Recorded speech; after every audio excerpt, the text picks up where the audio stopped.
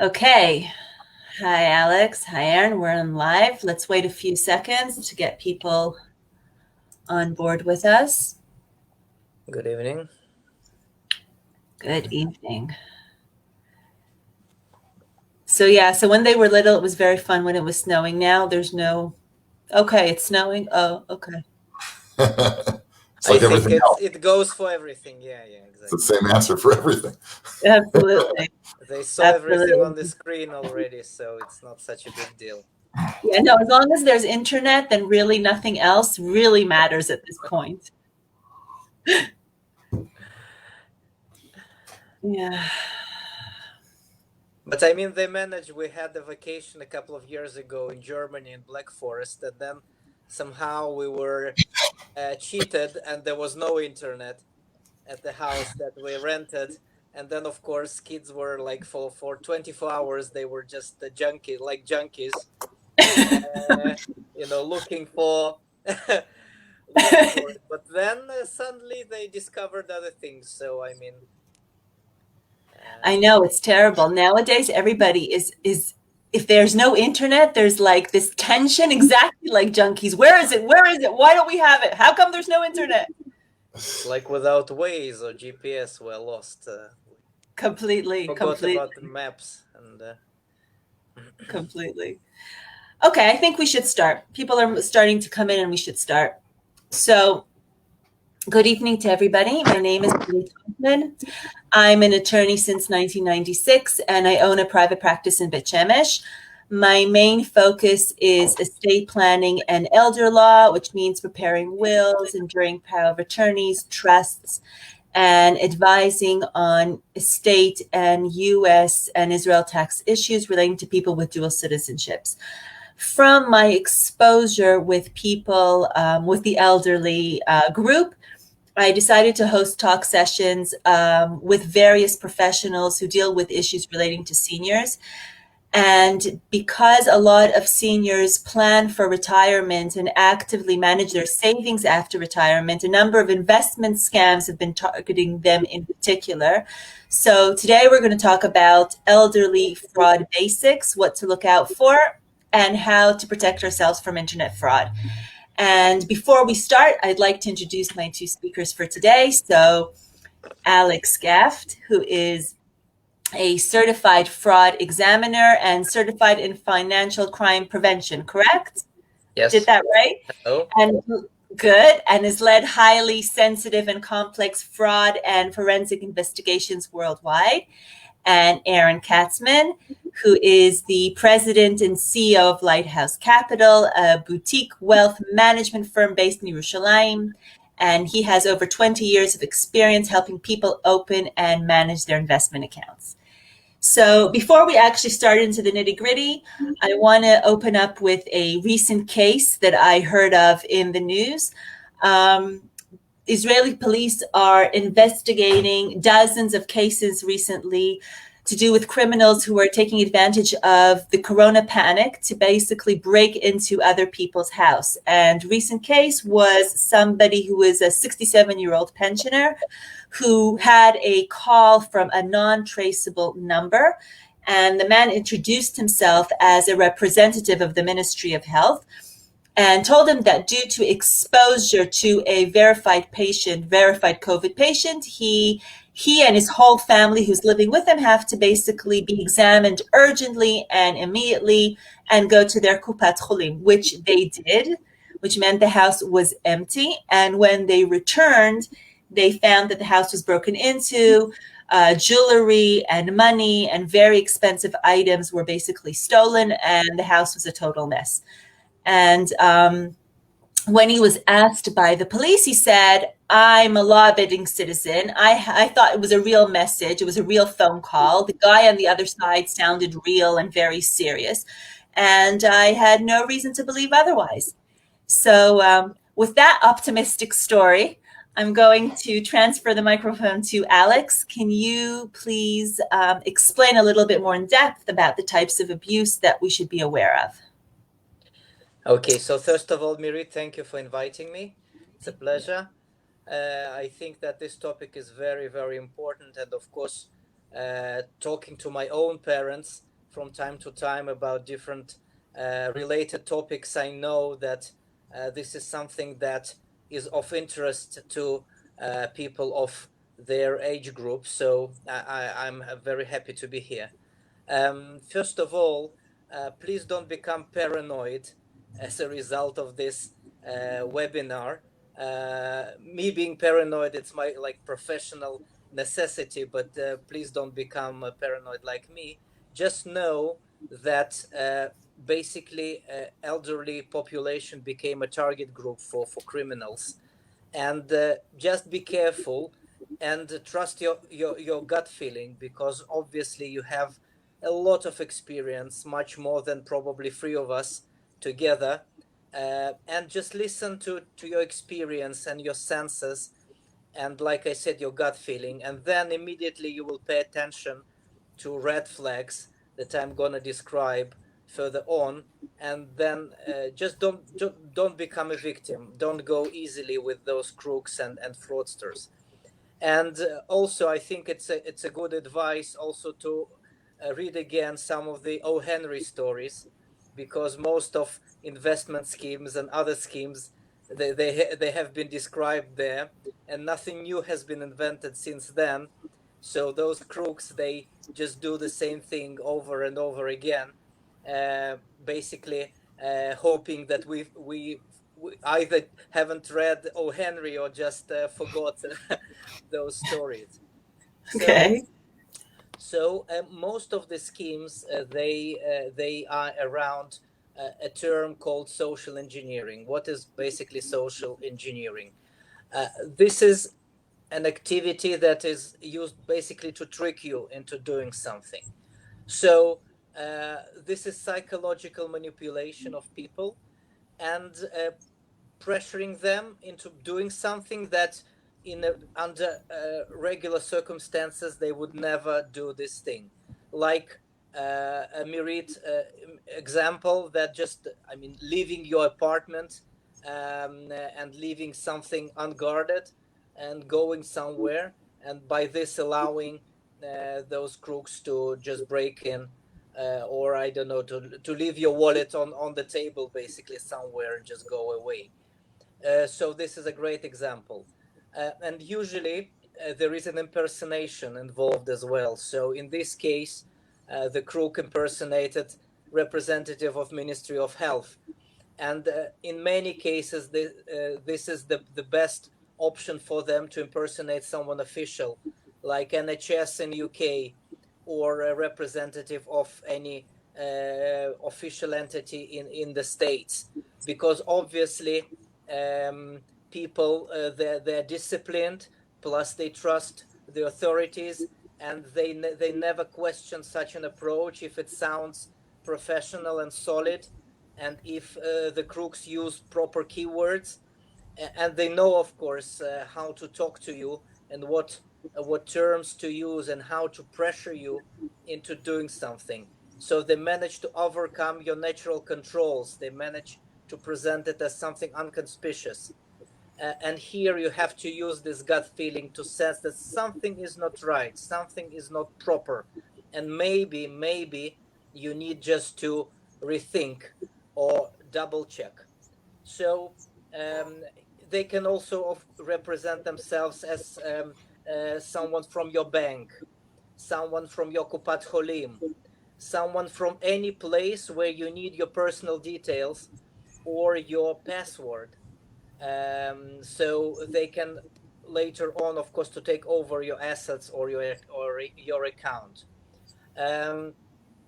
Sometimes if it's about investment, so they may impersonate representatives of the legitimate investment fund and try to spin a story, one life in a time opportunity or something, just to pressure you again that only today we have this this option, this opportunity. You have immediately to transfer or to buy something or to transfer money or to give you some detail.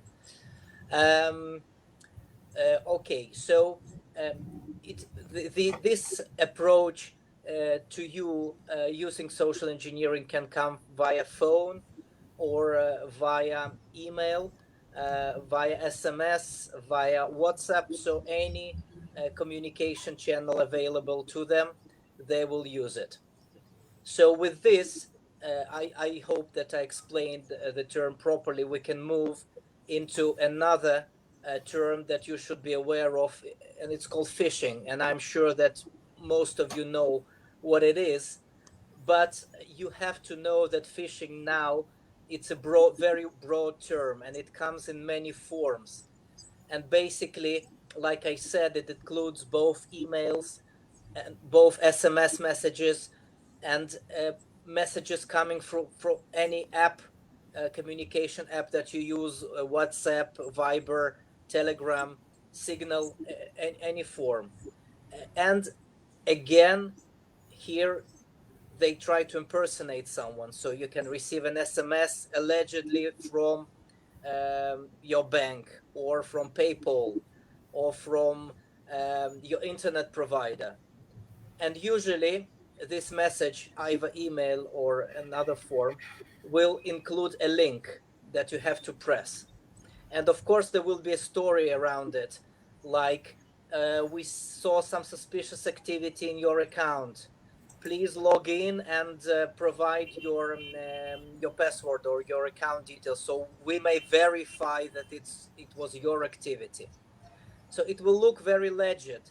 It will even be signed like a bank security department or information security department or NHS or Bituach Leumi or something.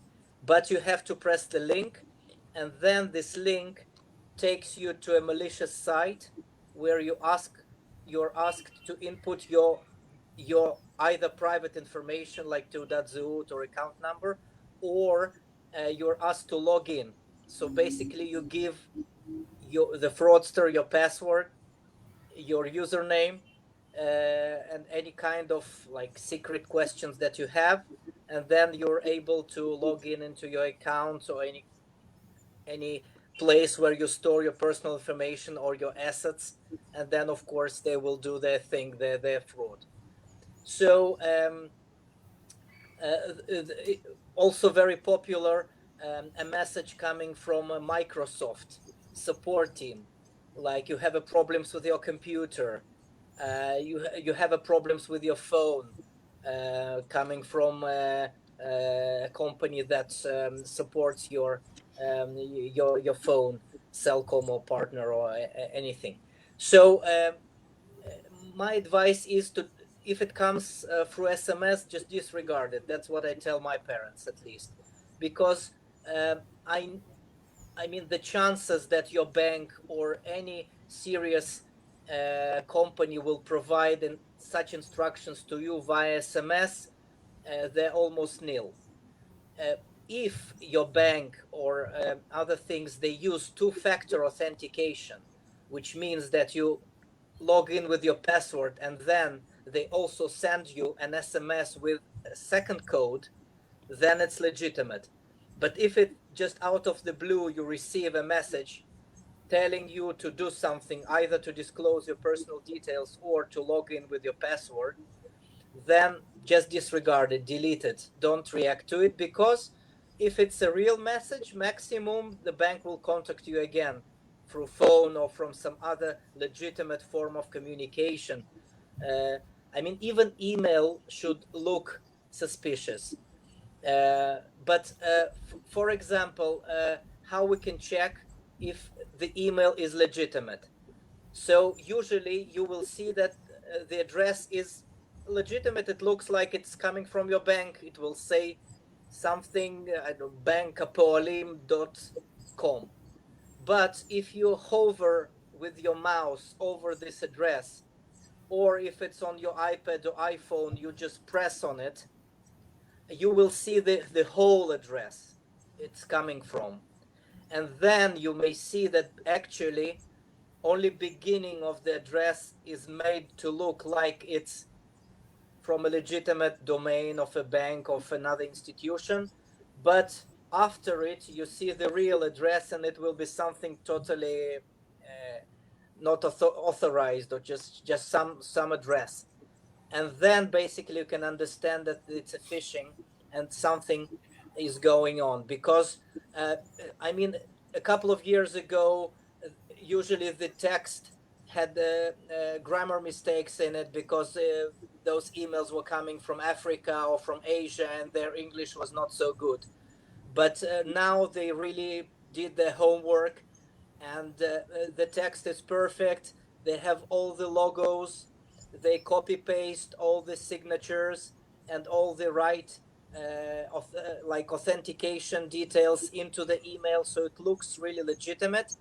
And only through studying the address you can basically understand, as a private person. Of course, companies, they have special tools to defend themselves that uncover phishing, but as a private individual, this is basically the only way. Of course, you may receive a message from PayPal and you don't have PayPal, so you know it's phishing. But otherwise, if you really have a PayPal, this is the only way to understand that. So please double check, triple check, and better not react to the first approach. Like, even if it looks legitimate, delete it and wait for a second one, because if it's a real case, there will be always a second attempt to contact you through the contact information that you provided. So they will probably have your phone.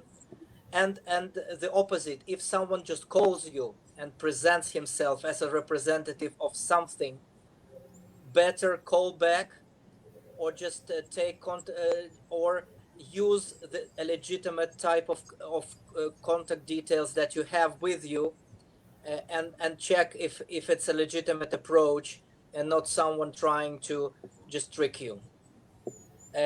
Sorry if it sounded a bit complicated, but just use your experience, your head, and I'm sure that 90% of the cases you won't be a victim.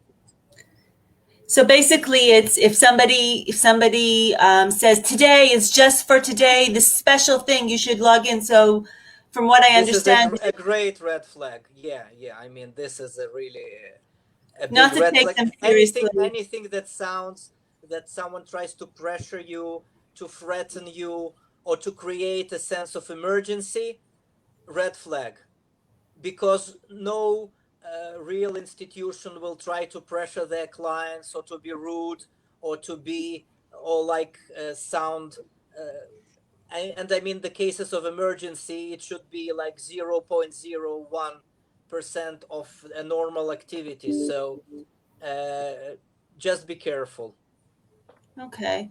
How about you, Aaron? Can you give us examples of abuse in your area in the financial world? Sure. Thanks for having me, first of all.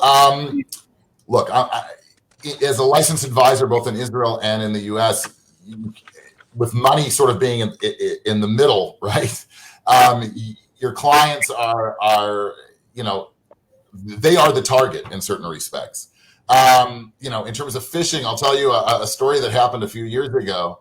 I got an urgent call from a client. He was a doctor, a retired doctor. Go figure, right? And he goes, "I got to see you immediately." So I say, "Okay." So he comes down to the office and he says, "I got this email," and we've all gotten this email, right? I'm going to say something and you're going to be shocked that somebody fell for it, right? But he says, "I got an email that I won the lottery." Okay, I have to give a little money, and I'm flying. They told me to give a little bit of money, and I'm going to get the money. I just have to pay the tax on it or something, and then I'm going to get whatever it is, $50 million or something like that. So of course I said, "Did you enter the lottery? Right? How do you win a lottery if you don't buy a ticket?" All these things. I calmed him down. I calmed his wife down. About 2 weeks later, I was actually I landed at Ben Gurion. I was abroad, and I came back, and I turned on my phone. And there was a frantic message from the wife. And she said, "My husband is on his way to the airport right now. And he bought a ticket to go to the UK. He's going to Heathrow because they met up with him and they told him, if you just give us an extra couple thousand pounds in cash, then we have a safe deposit box and whatever it is, the 50 million pounds, $50 million is in the safe deposit box and it'll be yours." So I, obviously told them in strongest terms possible, "Don't go. It's a scam. Please don't go." And it's a scam. And it turns out they didn't go. And obviously he had a little bit of dementia going on. And, that's where it really, really it hits. And you see these things all the time, it can even be, help. When the elderly have help, and they've got checkbooks. Alex, you mentioned checkbooks. Checkbooks lying around the house and signatures lying around the house, not on the check, on something, right? It's not so difficult for the help or for somebody else to get into the house and just put two together, right? And get the signature and sign that check. Yeah, the cleaning lady. Yeah. Yeah, it happens all the time. I don't want to give any names. We actually know somebody. I actually know somebody who was nailed for identity fraud, and he would go in and he went into a house once of an elderly person who didn't hear very well, and just got into the house. The door was open. He checked. He kept coming by. And one time, he checked and the door was open. He came in, and the next thing we heard was that there were charges, on a credit card. And thankfully, the credit card company has their security provisions built in, and they called, the third party and said, "Are these your things?" And we stopped it. But these are kinds of things which happen all the time. Now, those are the kinds of things which you hear about. They're in the news. But there's a different type of fraud also. And if I can, sort of criticize my industry, there's more than one financial advisor out there who's gotten busted. And I bet you there's 100 times more who haven't gotten busted for taking advantage of the elderly. And it might be selling a product, an investment product to an elderly person where it's just not relevant to them. Let's say somebody's in their early 90s and you sell them a 25-year product, which is going to pay out over the course of 25 years. And there's a big fat commission for the advisor to do that. Obviously, that's a scam, a big, big scam, right? So it's really all over. And, the regulators are starting to get in on it. Nobody knows the numbers, but their estimations, because a lot of the stuff is never reported. But I saw numbers that 1 in 5 elderly there's an attempted fraud against them financially. You're talking about tens, if not hundreds of billions of dollars of fraud that goes on an annual basis. So it's a huge, huge issue. Wow. And everybody, family members, everybody has to sort of keep their eyes open because people, unfortunately, they're a target. And sometimes on a psychological level, right, when they get older and they were a doctor or they were impressive, right, pride comes in and they can't give up control and they think, no, don't bother me, I know what I'm doing. And that's when bad things really, really happen. So people really have to be keep alert about this kind of stuff. That's very good points.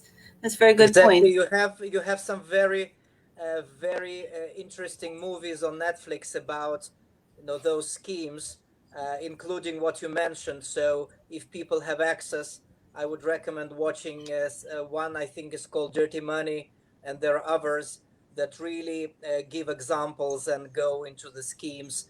Exactly what you mentioned. It's not just against the elderly, of course, but they're the easy target again because of their trust and because they're just different from current generation because they're just easier to use the social engineering on because of the way they grew up and the society was different. They're more naive also, and they're less techie savvy. So they think it's probably right. They don't even bother looking at the things that you mentioned, like looking at the email address or thinking, out of the box because, they said, so they must be true. And who would ever think that their helper, right, who's taking them to the doctor and giving them their medicine and making salad for them, who would ever imagine that person is wiping them out, might be selling, valuable heirlooms? Who would ever dream of that, right? They're trusting, and that just compounds the problem. Right. So, another problem is that the fraudsters, they keep developing and keep evolving. So if a couple of years ago, the scheme you mentioned, Aaron, about winning a lottery or getting an inheritance via some Nigerian lawyer, that a guy with your family name is deceased and left $100 million, and like you said, you just have to send us a couple of thousands to arrange a money transfer. And I mean, then people believed those schemes, even those things that look unbelievable. So now this is much more sophisticated, those schemes, and for people that, like you mentioned, retired doctors, retired professionals, that they feel that they're sophisticated as well, or that they filled serious positions, and that they did a lot of serious things. They think that, I mean, we will handle this complexity. It's fine, but I mean, it's they managed to defraud everyone. So of course, they will succeed with people less tech savvy, for example, or just less involved with current products, that are less updated, that just read different type of news, that are interested in different topics, that just don't follow those things like we do.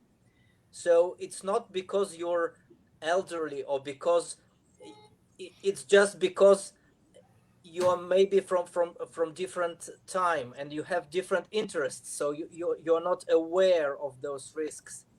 So this is the only purpose of our session here, just to update you, not to claim that you are weak or something, just to an awareness, because this is a big thing. If you're aware, you're protected. So going back, if I may, Mirit, to Of the course. complex financial products that maybe Aaron will elaborate a bit later on. Usually, elderly people become victims of fraudsters when they sell them very complicated financial products. I mean, it can be sold by legitimate brokers, of course, just to have make a buck fee, but also fraudsters can impersonate legitimate investment funds or legitimate brokers, and just sell a hot air balloon to people and take their money, when there is basically nothing behind the proposal. So I'm conscious about the time. So basically, what are the red flags? How can we recognize that something is suspicious, that it may be a fraud? So the proposal will be very tempting, very luring. So it will be a honeypot, basically. We call it a honeypot. It will be like fishing. So they will reel you in and put a very juicy thing out. So the profit will be above average, of course. It will be some kind of secret scheme. I heard about United Nations secret fund, that only special people have access to it. So you will feel like you're special, that you're approached because you were CEO of a big company before you retired, or a doctor or someone, or you even were a broker yourself, but many years ago. So profit above average. Unique investment method. Usually they sell unexplainable but unique method. It's like Bernie Madoff. He presented like he developed a unique method that no one really understood. And the moment someone really tried to analyze the method, it was clear that it's fraud. Just no one listened. What else? They will never describe the method to you or the scheme. It will be very vague, only promises, a lot of hot air. And just understand that some of the fraudsters, they created a fake platform where you could log in and see graphs, see your account, see your profits, but it was all fraudulent. There was nothing behind it. It was all fake numbers. but it looked like legitimate account, investment account. What you saw movements, you saw profits, and of course everything grew, and you never had to worry. But the moment you wanted to draw the money, then the problem started. And very shortly, just to mention some of those schemes. So you have, of course, cryptocurrencies, Bitcoin, very popular to lure people in because it's just going up now and everyone invests in it. So a lot of fake schemes and ICOs when they just sell new coins. Forex, when you buy and sell currency. Actually, now in Israel, I think it's illegal, but they operate from Cyprus, or they have a call center in India calling people, impersonating again a company in UK or in the United States selling those schemes. Very risky, and some of it just fraudulent and empty. And of course, Ponzi schemes, which are in general investment schemes where they gather money from a lot of people, and the first who get in, they actually manage to get something back. So they're like successful customers and they're an example of a success of this scheme. But the more people join, of course, the more chances are that the owners won't be able to pay out to everyone and it just fails and crumbles. So again, be careful, try to analyze, don't be tempted, and if it sounds too good to be true, it's a fraud. Okay, so let's say just simple, no magic schemes, and Aaron will confirm, no magic wand, no magic investments without risk or with above average profit. So just be careful and double, triple check. And if you have a doubt, talk to Aaron. That's what I was going to say. That's exactly what I was going to say. So if there's somebody who really doesn't understand about financial investments and suddenly gets this email where it looks too good to be true, so it probably is too good to be true, the best thing probably to do is go to, their investment advisor who they trust and walk it through with them to make sure that it's actually a real thing and not just a fake. Correct, Aaron? For sure. And I'll tell you, even in the regulators in the States have like a hotline for seniors that they can call if they think that they're being exploited financially. I mean, everybody's taking this really seriously. I think it has to do with, we mentioned the trust. Alex mentioned sort of, he went around it exactly, but you were hitting on it, the need for income, right? Elderly people are living on fixed income, very many of them. And if you can tempt them, if you put your money in the bank today, we all know you get a big fat zero. There's no interest. There's nothing which is guaranteed or safe, which is going to pay. You have to take a little bit of risk. So when somebody calls you up saying I'm from, whatever bank, when in the old days, you would go to 47th Street in New York to buy a watch, you buy a Rolex, but they spelled it wrong, it was, instead of the roll with an E, was with an A or something like that, right? You bought it for $1.50 instead of for $1,000. So, it's, Goldman Sachs instead of Goldman Sachs, right? They call up with these fancy names and they're impressive and they promise you, way more than you could ever get. And that's the point, right? Like Alex said, if it sounds too good to be true, it probably is. And we've seen it here also, not in the elderly. We've seen it. I remember there was an Israeli firm. They ended up getting in big trouble because it was a Ponzi scheme at the end, or a fraud. I'm not sure exactly what. They were calling up, offering 8%, 9% deposits from a Georgian bank. And we're not talking about Atlanta, Georgia. We're not talking about the state of Georgia. We're talking about the country of Georgia. Okay, and they were guaranteeing when other banks in dollar terms were giving maybe 1%, they were giving 9%, and it was guaranteed. You have it now with Ukraine with 12-15% promise. Yeah. And at the end of the day, they got people into that. And of course, that was a scam. And they got people into real estate deals where there was no property.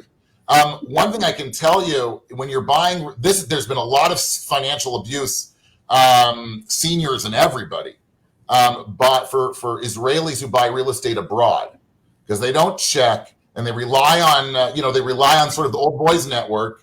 And sometimes they're also crooked and they'll sell the same apartment 3 times. I know somebody that happened to. They bought an apartment that had already been sold a few times. You have to be really, really careful to make sure it's your name, check the property. I mean, there's so much, what you would tell your children to look out for, you yourself have to look out for. It's pretty basic, but people get, if they're in a time of financial need, they sometimes take risks, which they shouldn't be taking. And they end up getting themselves into really, really big trouble. So again, for the third time, right? If it sounds too good to be true, it probably is. And you have to really, really, buyer beware. Are there special flags that you look out for your clients on a financial investments that you yourself make for them? Yeah, well, I'll tell you, we get checked on our investments to make sure that our investments are in line with the goals and the needs of the client. But let's just take a step back. If we were to see unusual activity, right? Let's say the client never transfers money and all of a sudden, a $50,000 or $100,000 wire transfer request comes through. That's something that before it'll get released, we actually have to look into. And we have to find out what the story is, right? If it's a real signature, if they really need the money, any kind of unusual activity, right? If they've sort of built up a track record over the years, right? So you sort of know what to expect and what not to expect. And all of a sudden, when the client sort of goes off a little bit, that's already a big, big red flag. And you have to look, it's our responsibility. It's the advisor, it's the firm's responsibility to make sure that they catch it. And sometimes it really is fine, but sometimes you never know. There could be a scam. Another thing that's been sort of put out there is what's called a trusted contact. We're required now, I think it's for everybody over 70, over 63. I'm not exactly sure the age. We do it for 20-year-olds who open accounts, where we have to get somebody who generally is a family member, but who's considered a trusted contact for the client. So that if we think something is wrong, maybe there's been a slippage mentally, dementia, whatever it is, or again, something over and over, either trades or whatever, which has not been sort of in the pattern of the client, we're actually able to call that person. We can't discuss any account information with them, obviously, because of secrecy, but we can find it. We can ask other questions to make sure that the client is okay, hasn't gone through any medical issues or anything like that. So everybody's pretty much on board, knowing that this is a big, big issue, and everybody's trying to do their best. But it's not just like on the advisors; it's family members also. And family members notice certain things, hear certain things. They should make a call also, or they should check with the elderly person and make sure that what's going on, and make sure, again, patterns are a beautiful thing. And if things go off a pattern, become not the normal, that's the biggest red flag that there is. And Mirit and Aaron, if I may add, I mean, us talking may sound a bit complicated or boring to our audience, but again, I talked about O. Henry stories and Netflix movies, but also there was a very nice series in Israel in Hebrew about Eti Alon and Bank Lemishar, about like the biggest fraud in Israeli history. And it beautifully describes all the red flags, and her clients are elderly people basically that he defrauded with dormant accounts, people that trusted her for many years. It's exactly an example of everything we talked about, of how she became a fraudster and how she did it and how no one paid attention. So again, if what we say sounds boring and complicated, just watch the series. And I mean, it covers almost everything we described. And it's, of course, much more entertaining. She would go to his car when people would come for a deposit. She would go out to their car and accept the deposit for them. Yeah. That sounds like normal service, but that should be raising all kinds. The sirens should be going off when you hear something like that, not just the flags. Absolutely. I mean, I think two main things that I would take from that, apart from all that information that you guys gave everybody here, is not to be tempted to big deals that have like a time span of 12 hours, 24 hours, whatever it is, that you must do this right now quickly. And the other thing is, if you're not sure, then speak to other family members, digest the information, make sure that you're not actually don't do things on your own when you are not sure, because if you're not sure, use your gut feeling, as Alex said at the beginning. It's probably not something that you should be doing, and speak to a family member just to verify that. So it's not that you are not smart enough. It's actually probably you're very smart and you should be using your instincts, which are usually correct. Exactly. Don't click things in a hurry, and don't disclose personal things in a hurry. Never. Just stop for a second and think about it, and it's better just to switch off or delete and let them contact you again, and then you have Absolutely. time to think about it. You never lose money by not investing. Absolutely. Or not replying or not answering the phone. Yeah. 100%. The only thing I would do in a hurry is if there's, which we haven't seen now for ages, is the mall. When the mall's finally open and there's that dress 50%, yes, then just go get it, because it's probably not going to be there tomorrow. But apart from that, everything else, weigh it out. Don't look at things. Don't do anything in a hurry and in a rush. Well, guys, it's been fascinating. Really, thank you so much for sharing all that information with us. I really, really appreciate it. Aaron, I'm going to put up your contact information later on the comments. And Alex, any questions that I have, I will transfer straight to you. Pleasure. So I hope everybody enjoyed as much as I did. And again, thank you, Alex and Aaron, again. And we're looking forward to our next live session anytime soon. So you should actually, check and make sure that you're not missing something important like tonight. Good night, everybody. Stay healthy and take your vaccination, of course. Absolutely, absolutely. Stay healthy. Thanks.